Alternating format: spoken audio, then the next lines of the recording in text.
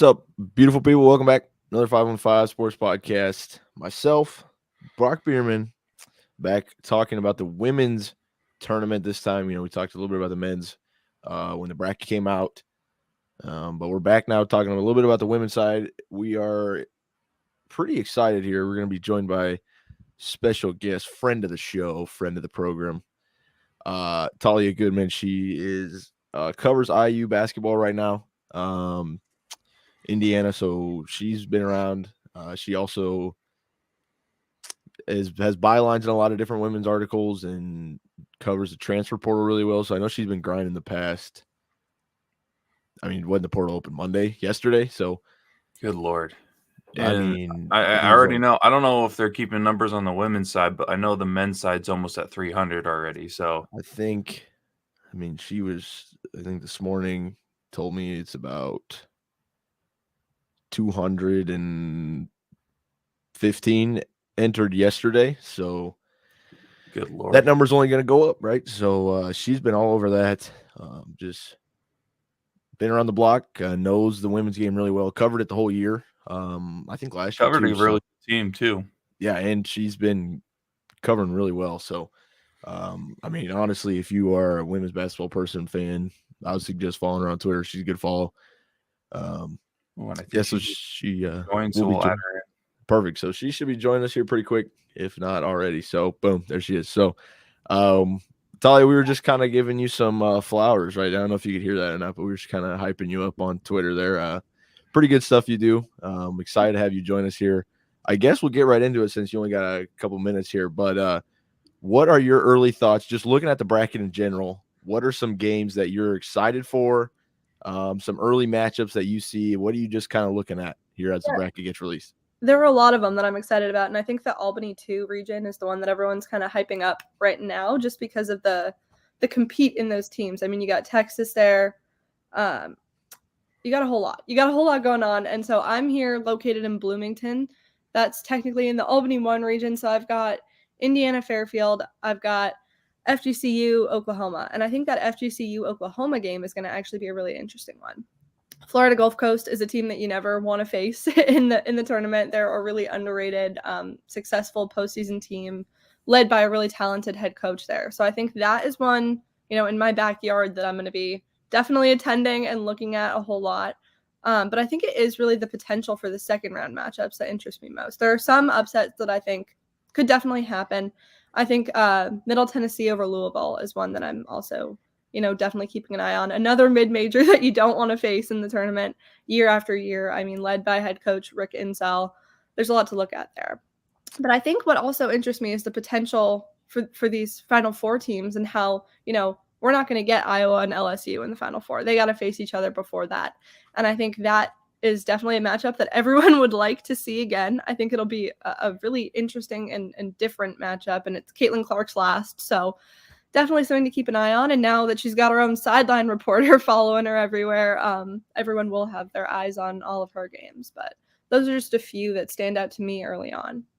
Yeah, I mean, it's interesting to look at the bracket, right? So me and Brock, we're from Iowa. We're Iowa guys. So obviously I played against Caitlin in high school, so I've had front row seat to that for a long time. So it's interesting that Albany 2 region there just because of the potential matchups, right? I mean, even if Louisville beats Middle Tennessee, right, you have Van Lith coming back against LSU. Like, there's so many matchups. Do you think who's your Final Four team out of this region? I think UCLA. Honestly, I think I'd go with UCLA. I think Lauren Betts has a potential to do this is my moment, this is my tournament move.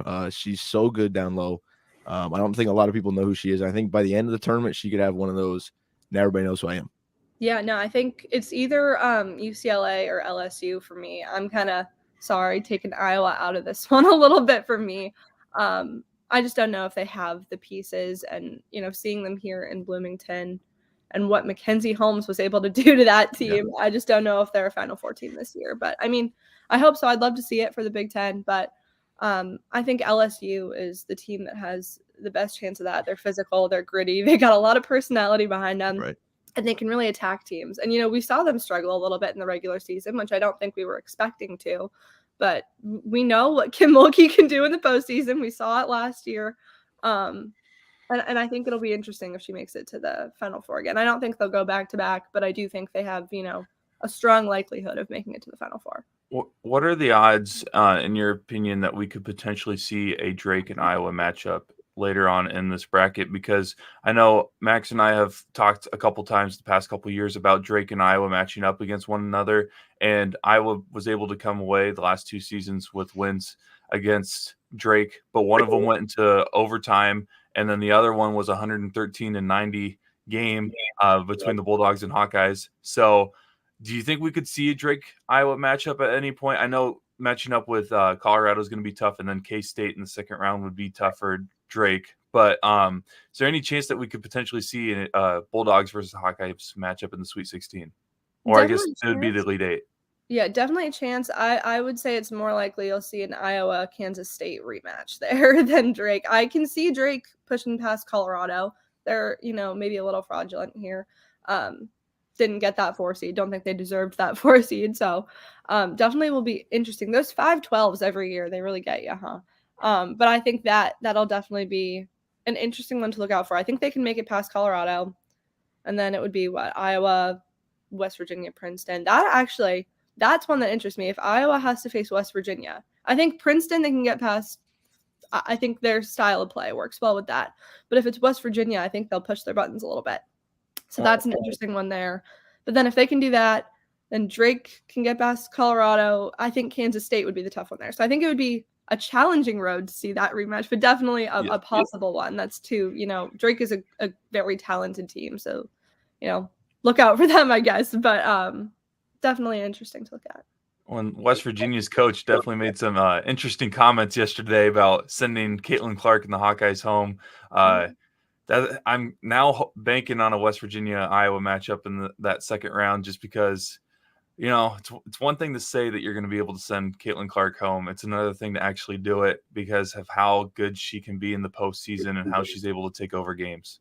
That's also crazy to say. I don't know a single coach that I've, talked to who will talk about their second round matchup. Like they're focused on it's like, that's crazy, but it's Caitlin Clark. So you got to talk about it. Everyone's going to ask about it. Yeah. I mean, I think we've learned you don't poke the bear with Caitlin Clark, but people continue to do it. Right. So it's interesting to see that. I want to get your thoughts. You're out in Indiana. So what do you think about Indiana pulling Fairfield here first round? So everyone's freaking out about it because Fairfield is a top 25 team and everyone's like, that's an unfair draw. It's 2 top 25 teams. Like, what are you doing? Yeah. They're 4 seed. I don't think it's that bad of a draw. I like Fairfield. Don't get me wrong. I've watched a lot of them this season. I don't think they have the potential to upset Indiana. They are not a top 25 team. They should not have been a top 25 team. Their best win is over St. John's, I believe. They lost to Vanderbilt, who is barely a tournament team right now. They had a bad strength of schedule, which is not their fault, and I don't blame them for that. It is hard to schedule at their level, but they should not be a top 25 team right now. Yes, they're a 31-1. They're a one-loss team, which is so impressive in and of itself. But if they had lost that conference tournament, that final game there where they took it to overtime, if they had lost that, I don't think they'd even be in the tournament right now. Okay, that's what I was going to ask. If they lost that tournament game, do you think they would have been in the tournament? I personally don't. I'm with Charlie Cream was saying the same thing on Twitter, and I was reading all the responses, and I was like, it's very clear how many people have not watched Fairfield because they are good. They are very good for their level. They got put they're in a conference where they can dominate. But they're not Gonzaga. Gonzaga's in a conference where they can dominate, but they can dominate nationally too. And they proved that with their, non-conference schedule. And I think if Fairfield wants to prove that in the future, they got to find a way to schedule a little bit better. Yeah, I agree. Although Gonzaga got beat by Portland here in the conference tournament final, but Portland's actually a pretty solid team. They beat them a couple years in a row now. So it's interesting to see. I was interested to hear your opinion on that because I know Fairfield on the outside, right? Lost one time. Looks like a tough draw. Yeah. But I mean, like you said, you're there. So what do you think? IU, is everybody back? I mean, I know we've had a lot of injuries on that front with them throughout the whole year, honestly. So is everybody back? What have you been hearing? What kind of your thoughts there? So Mackenzie Holmes is still, I guess, questionable, but sounds very positive. Last year, she was in the same situation. This poor girl, like seriously, 2 years in a row, the knee injury crushes her. But this is her last season here. Last year, she hadn't even practiced much before their second round game. she started practicing again, last week. They put her in for the last, I think, 4 minutes or so of the Michigan game that they ended up losing. And she said she's feeling better. We talked to her 2 days ago. Morin said, positive trajectory there. So feeling good about it. Lily Meister should be back. Sydney Parrish is good to go, but clearly has not been at full health, which is a killer for them because she is a killer. So definitely you want her at full health. Everyone else seems to be good, but it all relies on Mackenzie Holmes, whether even in the Fairfield matchup, if she's not there, I mean, it definitely makes it a whole lot tougher based on just what we saw in their game against Michigan, who's a tough team. I know. And we watched the Big Ten tournament, right? If you know that Holmes isn't going to be there, I mean, you already see what the drop off is for them. Yeah, absolutely. I mean, their post play really suffers. They got to put Yarden in at the 5, who is good, but not a Mackenzie Holmes. Yeah, it's a tough replicate there. So I guess real quick, what are your Final Four teams? Who are you looking for? If you have to pick a Final Four, what is your Final Four? You're going to the Final Four, aren't you? I am, yeah. No, and I knew you were going to ask me this, and I'm filling out brackets every day, and I can't, this bracket is so hard, guys. Yes, it's so hard. I mean, what I have right now written down is probably not what I'll end up, submitting for real tomorrow. But what I have right now, I got South Carolina. You can't not. How could you not have South Carolina, right? I feel like that's a no-brainer. Of course. Then I've got Stanford, but that's the one I'm kind of iffy on, that Stanford one right now. But I'm like, you look at that region, right? And you're like, who else could it be? I mean, Texas. But I haven't been super high on Texas all year, and everyone else has. Yeah. Everyone else has been so high on them, and I have not. But I mean, they're a good team, but I don't know if they're a Final Four team. I don't think they should have gotten that fourth number 1. But who else could it be? Them? Gonzaga, I don't think so. NC State, I don't think so. A hot take for me, I don't think they're going to make it there. But Iowa State is not. I was going to ask you about that, Brock. I was going to ask. Iowa State. I love them. I love their freshmen. I love Audie Crooks. I love, their coach. I love everything about that team. And I've watched them, most of their games this year. Atta baby Bill. I was going to ask, I think they actually match up decently against Stanford, really. Compared to, the other 2 seeds that they probably would have went up against, I think that Audie could hold her own against Brink down low. It's going to be a difficult matchup for sure, but, she's been able to hold her own against other very well post players in the Big 12, Ayoka Lee struggled big time against Audie both times. It's going to depend on the defense for sure for Iowa State around the perimeter.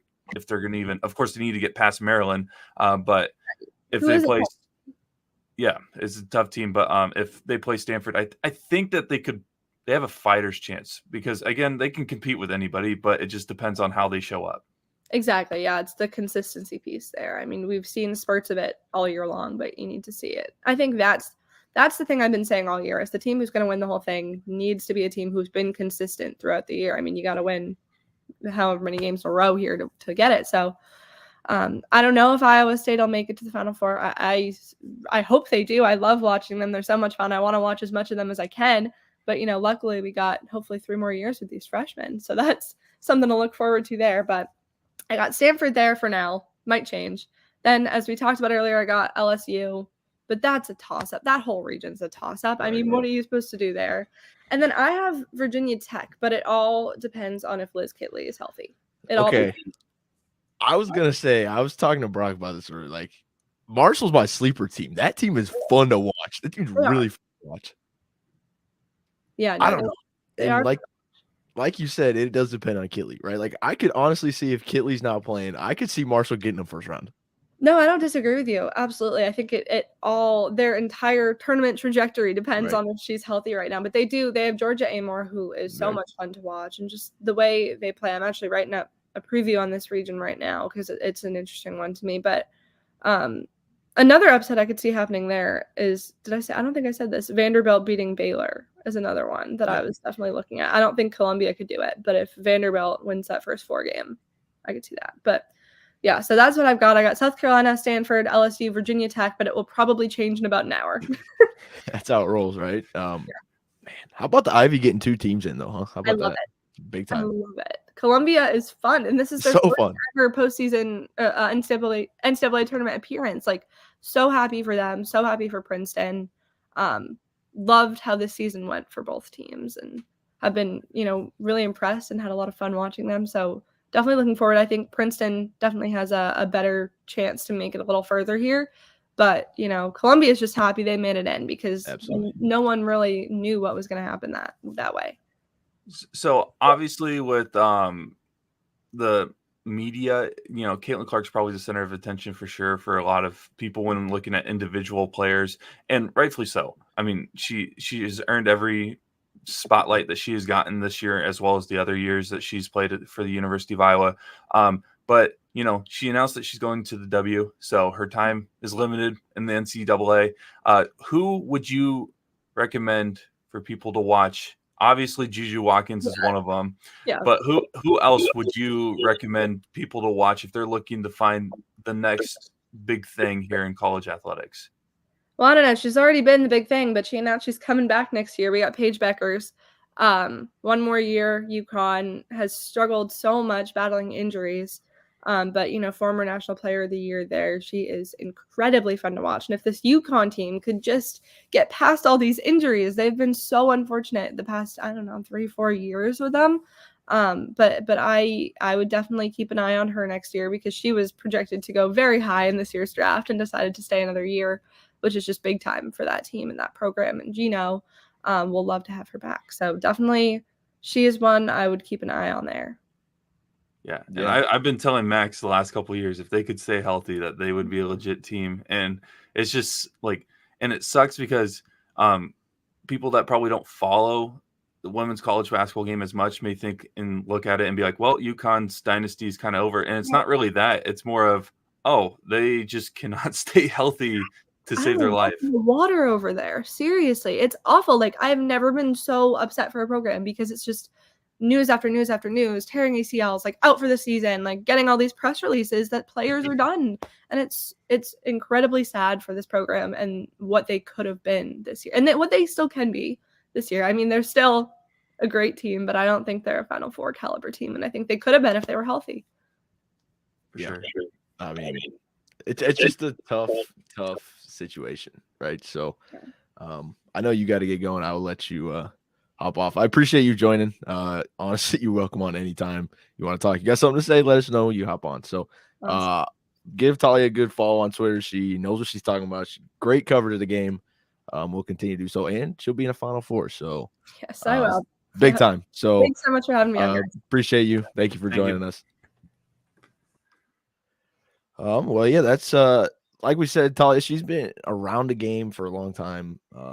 Grew up around it. Obviously out in Indiana right now covering that team, so she's got a little insider knowledge there. So she's just great insight all around. What did you what hope for the Cyclones? She's got hope for the Cyclones, right? That's my takeaway. Cyclones. She's got hope for the Cyclones. I honestly did not expect that. I'm telling you, there's just something about that matchup that just screams Iowa State could potentially pull this off. Absolutely. Again, out of all the 2 seeds, Stanford's probably the most, I don't know how to explain it. I feel like they're one of the most talented 2 seeds for sure. But at the same time, I feel very confident that this Iowa State team could pull something off. I don't know why. And a lot of it has to do with what Audie will do. If she doesn't, perform well, it's probably going to be game over for Iowa State if they make it to the second round. Because let's be honest, Maryland has been able to beat some teams as well. So that seeding does not necessarily determine how good of a program Maryland has it. Real quick, we forgot to mention this during the selection show. Nebraska and Texas A&M twice are playing each other in both the men's and women's tournament after Trev Alberts leaves Nebraska to go to Texas A&M.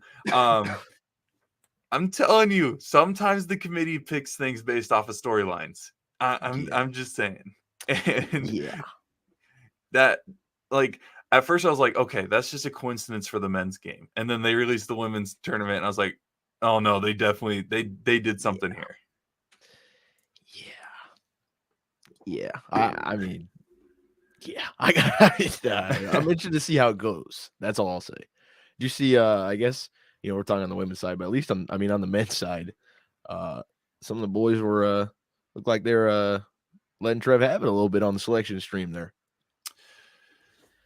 Yeah, it's an interesting dynamic, right? So, there's this year is going to be crazy just in general with on and off the court storylines with both tournaments. I think March there's something behind the scenes. I don't have any sources. I just think there's something behind the scenes that's going on.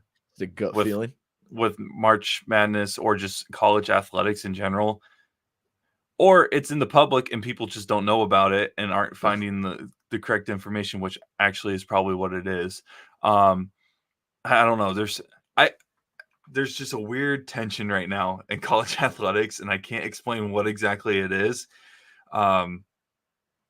Something's brewing. That's all I'm gonna say. Something's brewing. I mean, we'll have to see, right? I think that's the best part about college athletics. We'll just have to see what happens. So, I guess one thing I want to hit on this Albany 1 region you got up here. I've been big USC guy, big Juju Watkins fan, big USC guy over here. Been that the whole year. I'm a big USC guy, South Carolina guy, but I don't know. Honestly, this region is so interesting to me because you think they're not going to make it out? I don't know, because you have when you look at this, right? When I look at this, it's like I see two star freshmen, right? You see Juju, and I guess this is Portland 3, but you see Juju, you see Hannah Hidalgo at Notre Dame, and then you see so those are two freshmen, right? Two big time freshmen. Then you see Beckers, and she's not a freshman. And if you think of star power, right? I'm telling you that I still think they're good enough to make the Final Four. I didn't want to say it. I didn't want to be that guy that said that, but I think that UConn's still good. They're still very much in it. I think there's still very much a chance that they can do that. But like Talia was saying, that's an interesting region, right? Because Virginia Tech, I honestly think, got a really tough draw. Because I told you Marshall's my sleeper team. And who'd they pull? Marshall, right? Yep. So if you look at this region, you got Juju, which good player, freshman, but team surrounded by legitimately pretty much everyone else's grad transfer. So you have the old like in the Pac-12 championship game, right? When they're playing Stanford, they were just like, we're not letting Juju score. Everybody else stepped up, did fine, won the game. So does that happen again? I don't know, but it can, right? Then you look at that Notre Dame team, pretty much just, and Ohio State, right? Like you just have, there's so many storylines that you can get away. Like Ohio State's older team, right? You have J.C. Sheldon, older. Celeste Taylor, older. Cody McMahon, older. Like, they press you. Will that wrap? I don't know, right? Like, there's so many. And then, of course, Paige Beckers. Like, I don't know what happens there. I really think people are forgetting or have forgotten about Paige. I really do. Yeah. At least, and you know what? It may be because of where we're located. Where we're located really, really, really overinflates one person again. Rightfully so, based off of where we're located and which team is in our location. Right. But I think a lot of people are forgetting about Paige Beckers. She won the National Player of the Year before Caitlin did. So I know there was debate on whether or not she deserved it, but I don't know. UConn has a chance to do something very, very special. And not necessarily make a Final Four, but make a good run that could help set them up for a better future next year. Because I think the majority of their stars are coming back. I could be wrong. No, UConn? Yeah. Edwards, I think, is going to the draft. She's senior, but okay. I think one of the other starters is going. But also they've had some people injured, like KK or Fudd. Like they'll have some people back, right? So it'll be interesting to see. Fudd back would be great. But man, it like I mean, you look at it from the Iowa side too, right? Like, when we talked about the gauntlet that Iowa State has on the men's side, like even all three of us were talking about it earlier. This is tough. Like, you could Again, potentially have to go K-State, LSU, or UCLA right into like a UConn or Ohio State who's already beat you, or into a USC. or USC into a South Carolina. I'm telling you, That's tough. the committee went storyline with this bracket. Rubber match between K-State, Iowa, and then LSU versus Iowa in the Elite Eight. Then either the matchup that we've kind of been waiting for a while in UConn versus Iowa, or is it the passing of the torch between Right. Clark and Juju? I'm Right. telling you, it's everything is lining up for Iowa to have all these storylines throughout the season.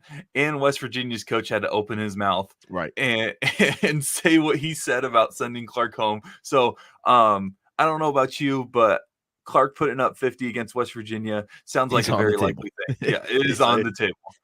It is on the table. She's gonna be doing her shrug that she always does. Right. Oh, it's over for them. I'm sorry, West Virginia. It's wraps. It's over. I'm not someone that completely pencil in something like that right away, but once your coach opened his mouth, that's it for you. Because whether people realize it or not, Clark keeps receipts, and that's another reason why I think the committee set up this tournament the way that they did, because Clark kept receipts on LSU. Again, from at the beginning of it, everybody thought it was disrespect. Found out it was more of that's just how the game is. They want to promote it like the men's game, where you can taunt and be flamboyant and everything, which is great for the game because viewership and ratings is what matters. And they're going to get that if they get Iowa versus LSU. And I think, and Clark said that what Angel did is totally fair. It's part of the game. Doesn't mean that Clark didn't forget. Right. And I'm sorry, but there's nobody scarier in this tournament than a pissed off Caitlin Clark. Yeah. I mean, like we were talking about earlier, the three of us, I said, don't poke the bear. I don't know when people will learn you don't poke the bear. But they keep doing it. And I guess we'll see what happens. But that's the fun part. That's why you play the game, right? So also not a huge fan. Like, I don't know. Like, you got to win a game first, but we'll see what happens there. So, and I think my favorite thing, like I was talking earlier too, like, this UCLA team's really good, like really good, and I really think people are, Iowa, LSU, Iowa. Don't sleep on UCLA, man. That team is really, really good, and I know they have a tough path too because they have to play UC or LSU. They would have to play Iowa. They would have to play maybe but Can we there's a also reason. point out that Creighton has done it before and made a couple Right. upsets? So I mean, they upset it's a tough Iowa. path. Yeah, I know. And again, At home, right? At home. Yeah. And people are going to take this the wrong way. That Iowa team was better than this Iowa team. In the grand scheme. So, and this is what also makes this region interesting, right? What does Iowa struggle with? Big post. Depth and post. Who do you have in this? Ayoka League. Lauren Betts. Angel Reese. Okay. Like that's post, and that's your weakness. It's just interesting, man. I'm telling you, do you know, have they updated anything about Molly Davis? Not that I've seen. From the sounds of it, they're going to try to make her, not make her. She's going to try to come back at some point. I would assume there's a moment where Molly Davis touches the floor, and I would assume, my guess is it would be at Carver at some point. I hope so. She's so fun to watch. This team when the bench, not necessarily the bench, everybody not named Caitlin is rolling. Is fun to watch. It's the whole point of getting that consistently. And I know you talked about the post. This is a huge, huge postseason for Hannah Stolke. Yeah.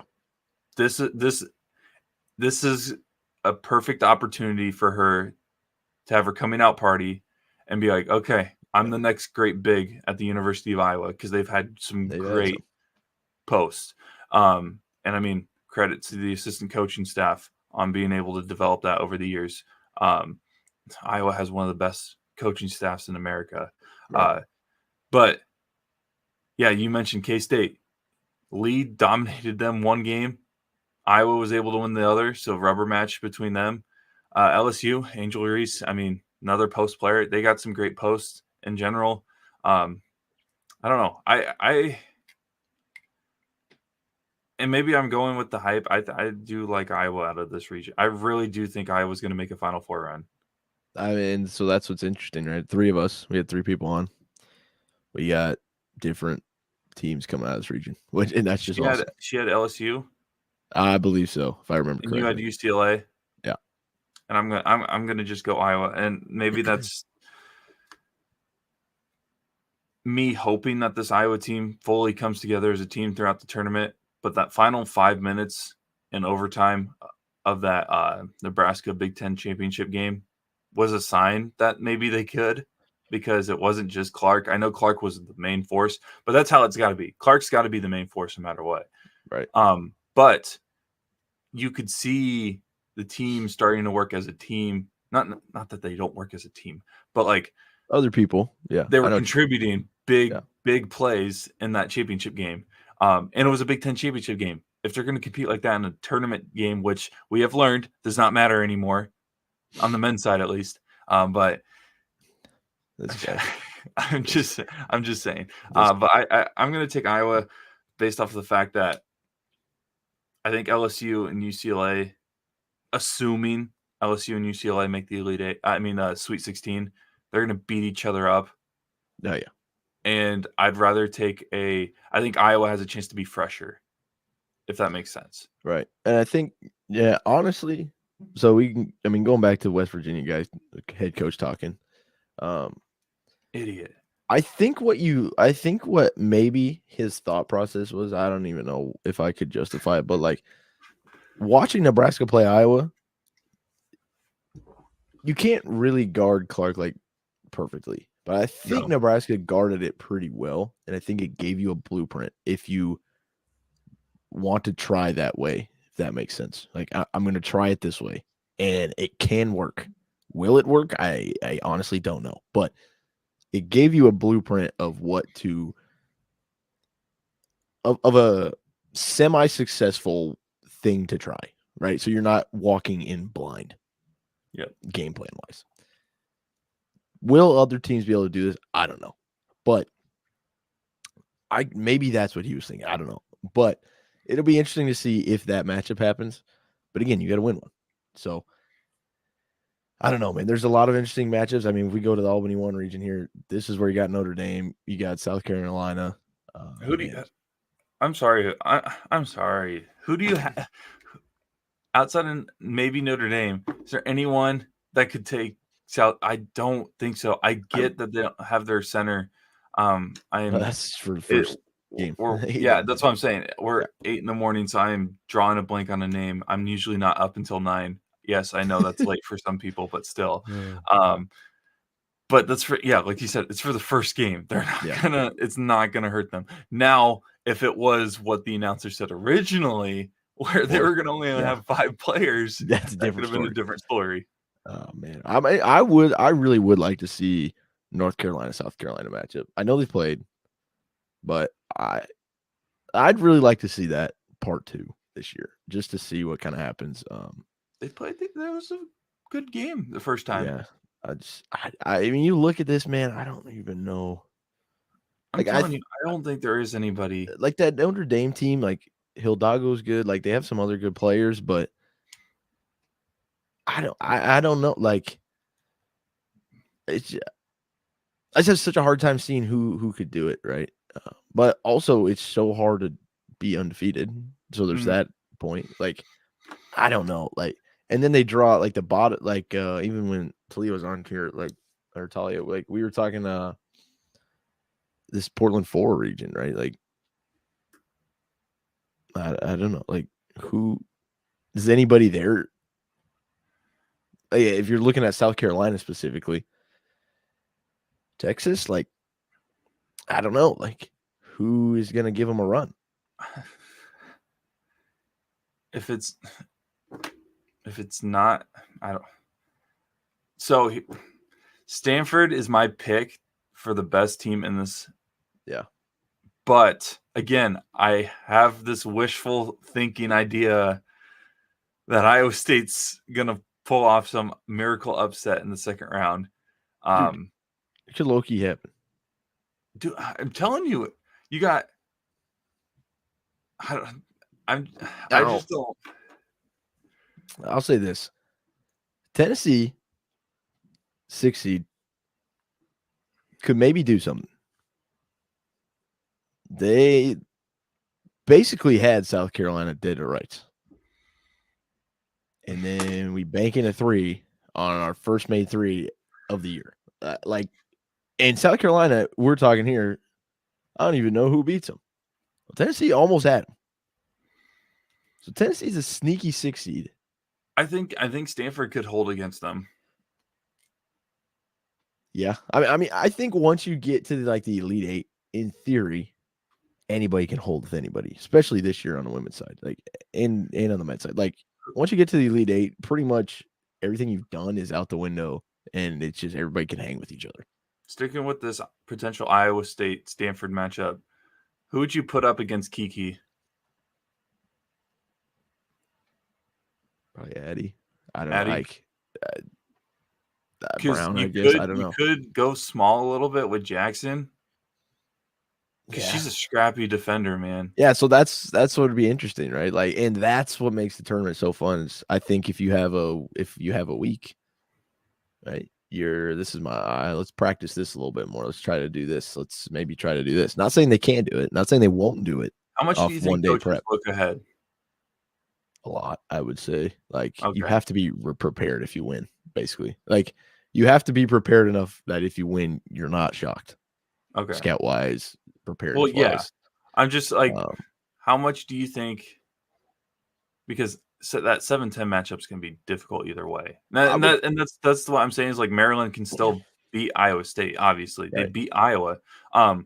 So how much do you think Bill's looking ahead? And he's probably not really, knowing him. He's kind of an old school guy, not really promoting anything about. I would guess. My thought would be he's not looking ahead, but I would guess some people on the staff are preparing. You know what I'm saying? With how big staffs are now, that makes sense. That would be my guess. Obviously, I don't know that for 100% fact, but that would just be my thought. But obviously, that first round game is brutal, anyways. And so, I was laughing watching the selection show. Do you think Iowa State, Maryland? You're the last 2 teams announced, and you're not on the bubble. But I was for a second. I was freaking out. Okay, I was gonna ask you that. Are you? No. I wonder if at some point you're like, wait, we made it, right? Well, so I'm pretty sure we made it, right? I was assuming we were gonna be in 8-9.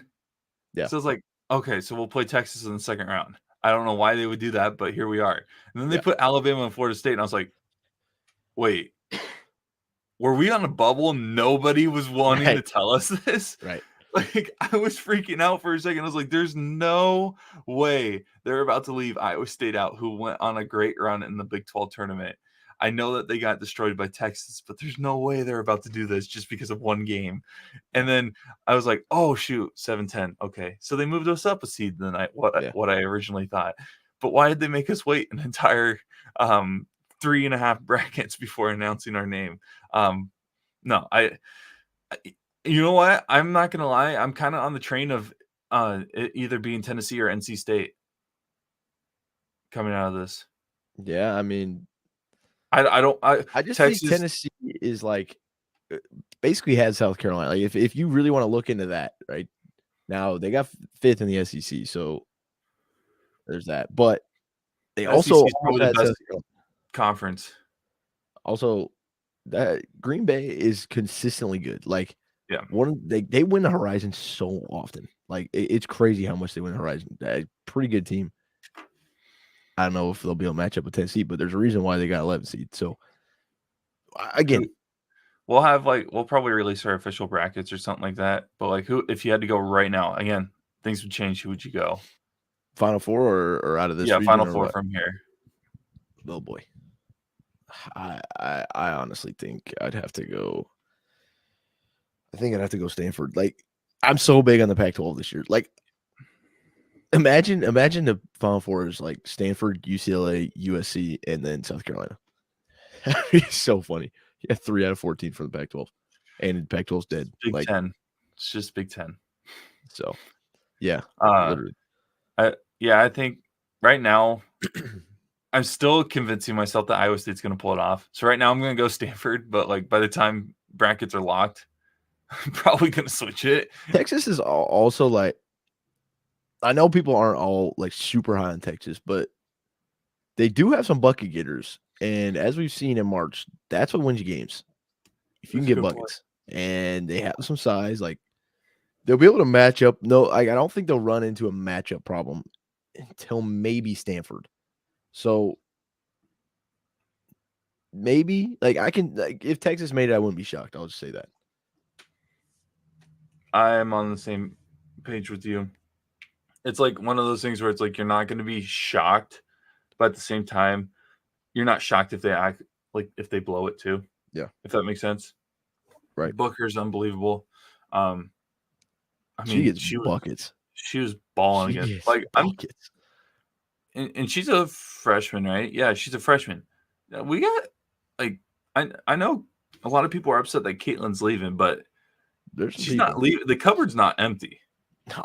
People need to start paying attention to these other freshmen or younger players, because there's some bucket getters for sure. But finally, I mean, this is the only one that we haven't really taken a huge dive into. I'm going USC. I'm all in on Juju and this crew. So I could see. I could see. I know they have a bunch of grad transfers. Like they have a lot of older people. Like I don't think experience game wise will be a problem. I think maybe potentially tournament could get you.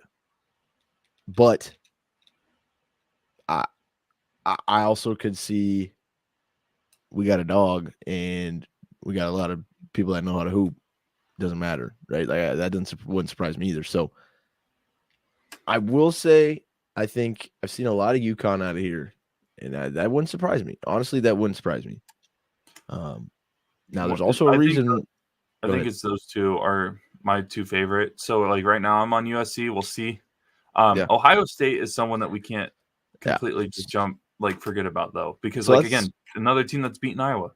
That's what I was gonna say. Like, there's a reason why they were ranked number 2 once UCLA fell out of the spot, right? 2 in the nation, and they're 2 seed. It's also a reason why they lost to Maryland, and it wasn't relatively close the entire game, right? So like, I don't know. Yeah, I think there's only been one dominant team all year. That's why this tournament's going to be crazy.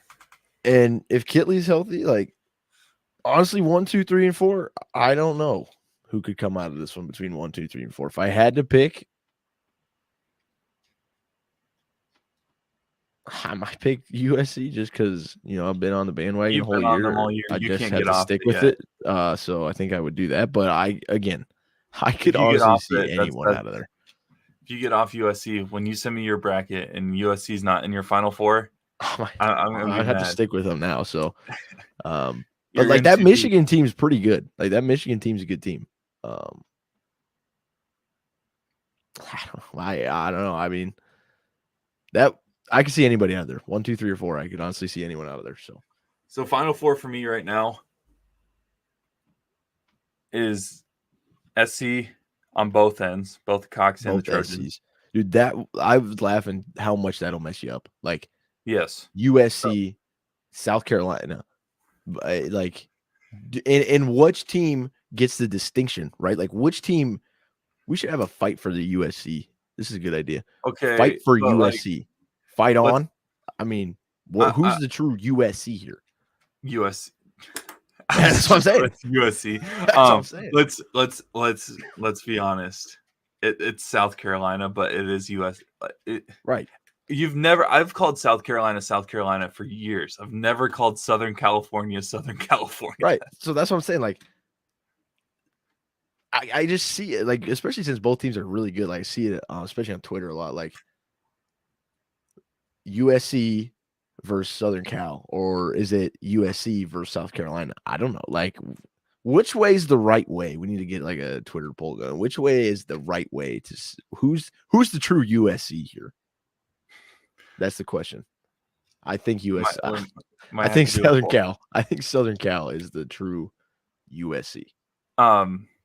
I mean, thinking about USC and South Carolina, the South Carolina dude, the perfect national championship. I'm sorry, like story-wise, is not Iowa versus South Carolina. It's South Carolina versus LSU, man. After that SEC championship, people are going to want to see that again. They're going to want to see what would happen if they matched up again. And I'm telling you, I think that game would break records too. Viewership. I think no matter what, because I doubt that there's so much surprises that would not ruin, but that would diminish the popularity for the Final Four, if that makes sense. Right. Because let's be honest, some people are only here for a couple players, and once they're gone, they're probably not going to watch, unfortunately. But I don't think there's going to be so much chaos where that's not going to be happening, where at least one of those players are in. But I would love to see South Carolina and LSU go at it one more time. Two great coaches. One of them I don't really like so much, and Kim Mulkey. The other one, Don Staley, is a freaking legend. She's so fun to watch, coach. Kim Mulkey is the Ric Flair of women's college basketball. You love to hate her. That's pretty much what it is. But yeah, I'd love to see that matchup, even though I don't have LSU in my Final Four. I honestly think I'm really thinking about a 3 Pac-12 teams. I'm not even gonna lie. I don't blame you. I am in on UCLA, and I think UCLA I think UCLA South Carolina was going to be my championship game. I don't blame you. I don't blame you. I'm LSU, if they somehow go back to back, was this run more impressive? Yeah, I mean last year they were 3-2, right? So, but I think the teams they would have to beat this year, honestly, if any whoever comes out of that region to make it to the Final Four, you earned it, right? Yep.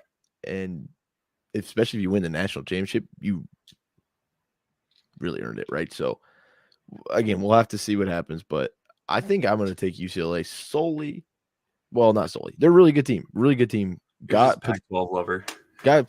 Shut up. They got potential for good team, like good players to make, like, you always talk about having a Jimmer for that run on the men's side. Like, I think we have potential for that on the women's side in that UCLA team. But I feel like everybody is Iowa, or LSU, Iowa, like just completely forgetting about UCLA, who is a really, really good team. So I'm going to go UCLA. South Carolina is going to be my national championship. I'd honestly, no, yeah, you're fine. I honestly don't even know who gives South Carolina a challenge on that other side. Like, I don't know. We'll have to, and that's the fun part, right? We're going to have to see. So, a lot of people said that last year too. Yeah, absolutely. And like I said, Tennessee had them, and Tennessee's 6 seed. So, no, they didn't scout the team right. They let that wide open 3 happen. We all knew that she was a bucket. She was due. She was 0 for 1. She was due for another. Cardoso was due to make her first 3 in that moment. I mean, come on, all don't lie. So, you got any final thoughts here before we wrap up? I'm taking Arizona in the Final Four on the men's side. He's been convinced. He's been convinced on the men's side. It's a drug, side. Man. It's a drug. Final Four. It's a drug. Someone sent me a tweet this morning that said teams in the West to make an Elite Eight more recently than Arizona: Gonzaga, San Diego State, UCLA, Oregon State, USC, and Oregon. But go off on how they're the premier Western side of the country program in college basketball. And I was like, yeah, this is the year, man. This is the year. I hate to be a Dallas Cowboys fan, but this is the year. Yeah. Man. Yeah, so it'll be interesting to see, right? We'll probably drop our brackets coming up, right? So, By the way, for those, I know this is not even college sports related. Anyone that hasn't, and if you haven't, you're living underneath a rock, that hasn't seen Anthony Edwards and his poster last night, dunk, look it up. Holy crap. My dad, whenever I show him a highlight of basketball, when it's a dunk, he's very like critical about whether or not it's good because like tough we've to seen say so that many- one's bad. Yeah. Oh, he went, damn. That was his reaction. And he never reacts like that. Yeah. And I was like, that's when you know it's a good one. Yeah, But that's a little side thing since we didn't do an NBA episode on the network. For y'all, if you haven't seen it, go look it up. They have like 50 million angles of photos and videos. It's worth it. Still not. I don't know if I would take it over Vince Carter's poster where he literally jumped over a man. But that's maybe my maybe the guys in the 5-1 or on the hardwood combos will have to do a top 5 dunks ever. Rank your top 5 dunks. So Vince Carter is number 1. It's pretty tough to beat that. So I feel like Dr. J would have to be on there just because of the iconic Rock the Baby. So that's all we got for this episode. Appreciate our special guest joining us. Let us know if you like that. Honestly, I think we're gonna try to do more of that. Just to kind of get some new thoughts in here and new, I don't know, just opinions. And she's really good, like I said. So give her a follow on Twitter if you don't. Her Twitter was in the bio there when she was on. So appreciate everybody for joining us. Hope y'all liked it. Women's March Madness preview. Obviously, we did the men's, but now we did the women's. Man, it's gonna be a great tournament. Honestly, I'm a little bit more interested in the women's tournament, like names and what happens on the women's side and the men's side. It's gonna be great basketball, both sides for the next weeks. Real quick, Wednesday night, I'm filling out my brackets with people, and a couple of them do the coin flip. They want to see what it's like for someone like me who puts way too much effort into it and overthinks every matchup. Right. Like whether or not Purdue will lose as the 1 seed again to a 16 seed. Right. And they'll just be like, yep. Let the coin decide. Purdue wins. Let the coin decide. One of them said, I'm not taking Arizona to the Final Four, no matter how much you convince me, because that's the same person that finished second. Yeah. And what if the coin says? If the coin says, maybe it is the year.